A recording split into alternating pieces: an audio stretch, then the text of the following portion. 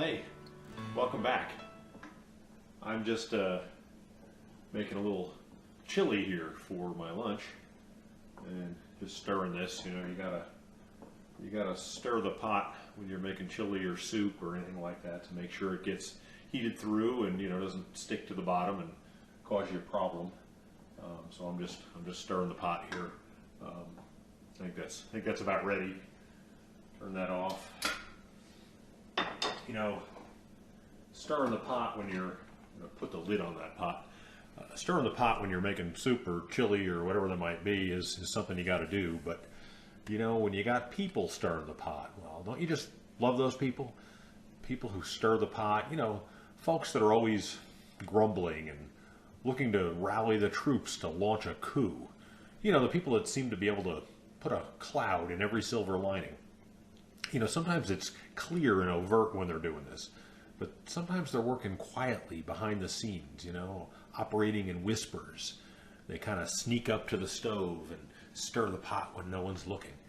But either way, no matter how they approach it, it can be so disruptive and destructive, really, to your team, to moving forward, to the vision that you've got. Paul talks a lot about this in 1 Timothy. In chapter 1, Paul tells Timothy to command certain men not to teach falsehoods or to buy into myths. He says that these promote controversy. In chapter 4, verse 7, he says, have nothing to do with myths and old wives' tales. Later in chapter 6, verse 4, he talks about a conceited man having what he calls an unhealthy interest in controversies. That this type of man quarrels about words, and that it results in envy and strife, malicious talk, and this all causes what he refers to as constant friction. Have you known people like that? I hope you're not one of those. Because, man, these people will suck the wind right out of the sails of your team. They can single-handedly create an unhealthy environment. At best, they'll make others uncomfortable. And at worst, they'll drag others into that pot, just adding people one at a time to the pot, stirring the pot. Stirring and stirring, and you'll spend 80% of your time worrying over, losing sleep over, and attempting to manage these people and the fallout that they create. I remember it was in the early 90s, and I was running a claims operation in Richmond, Virginia. And there was a young man on the claims team that was so interested in getting promoted. It was all he could focus on. He wanted to be promoted to a supervisory role. He was a bright young man, and he had been with the company for several years.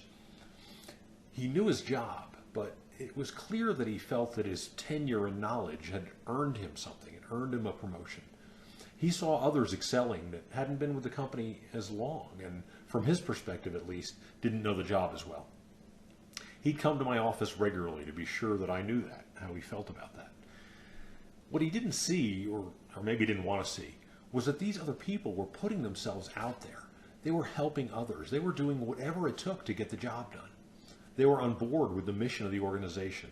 They were supportive of a management team that was relatively new to the organization, and they wanted to be part of the changes that we were bringing.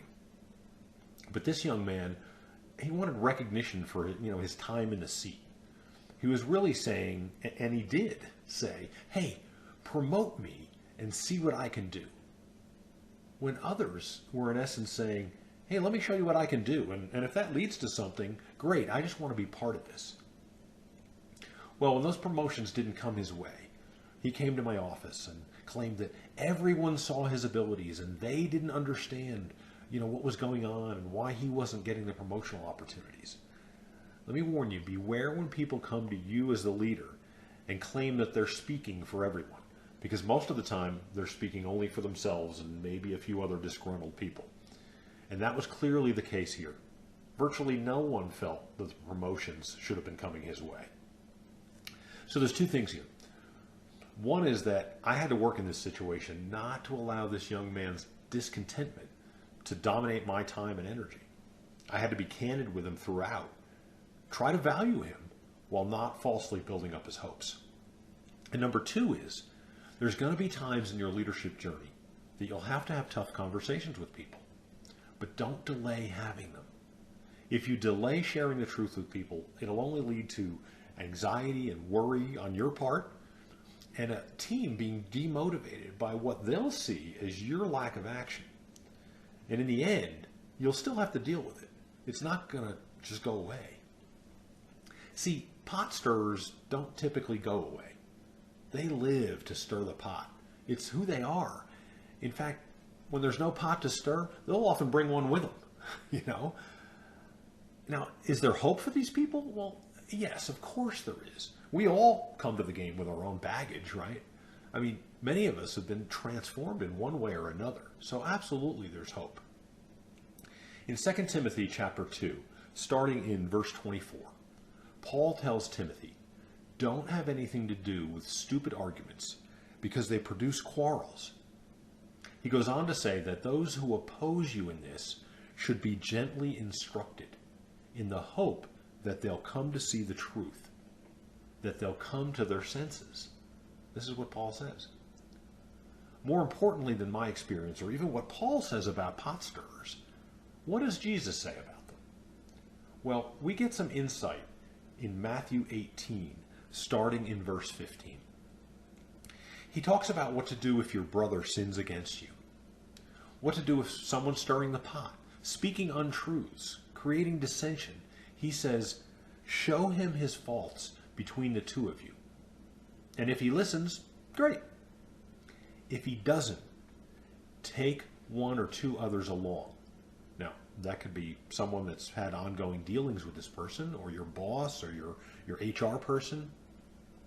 He says to do this so that the matter may be better established.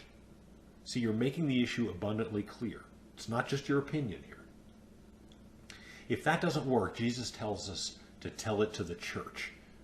In your case, that may be a team that includes your boss or other management that's had dealings with this person, as well as your human resources people.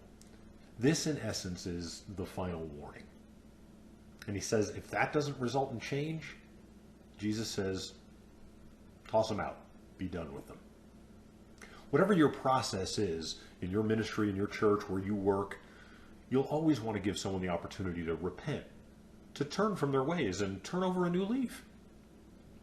I'll tell you that with most pot stirrers, that probably won't happen. That doesn't mean you don't give them the opportunity. Don't just take the quick out. Give them an opportunity. But in many cases with pot stirrers, that's not going to happen. It's often a significant part of who they are, and only after taking a major hit, like loss of a job or a relationship, will they begin to see themselves as others see them. So let me wrap up this session with some encouragement on dealing with these situations. In the book of Romans, Paul talks about what it means to come under authority. He says everyone must submit himself to the governing authorities, for there's no authority except that which God has established. See, if you're leading, that should give you comfort. If you're a Christ follower, God has established your leadership. He goes on to say that, consequently, he who rebels against the authority is rebelling against what God has instituted. So, as you have to step into these uncomfortable situations and conversations, do it with confidence. Do it knowing that God has orchestrated your role. He's put you there with the confidence that you'll judge and act as he would want you to. And remember that God has put in place the authority over you as well. So what are our takeaways? Don't get drawn into unhealthy conversations or relationships. Let others know that you won't be a part of the rumor mill, and that you're not interested in being, one more spoon stirring the pot, and encourage your team to do the same. When you have a pot stirrer, confront them. Give them a clear opportunity to understand what they're doing and how they're being viewed and how that's affecting things, and give them that opportunity to change their ways. If they don't, follow Jesus' instruction. Bring others in with you to deal with the person, and if there's no path to redemption, put them up on waivers and wish them well in finding another team. Next week, we'll dive into how to know we're making wise judgments and taking the right actions. Our session will be entitled Wise Guys. It's not about, wise guys from Jersey. It's all about seeking wisdom, where to find it, who are these wise guys and gals that we need to seek out. It's so important as leaders that we seek out wise counsel. We can't put ourselves on an island as we lead. We need advisors who've been there before and will walk with us. So I'm looking forward to that. See you next week. Have a blessed, blessed week.